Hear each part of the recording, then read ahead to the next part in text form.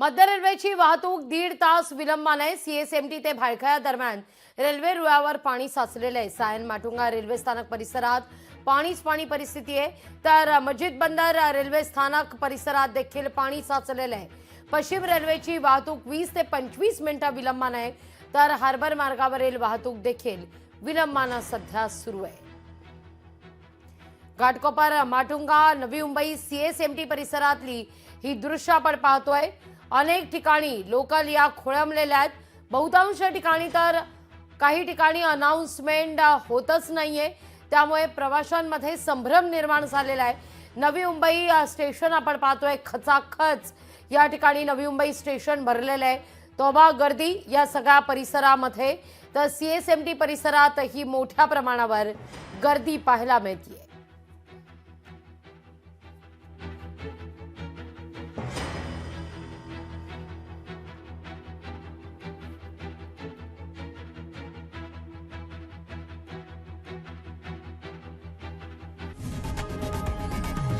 लोकशाही मराठी ऐका, पहा, जागरूक रहा।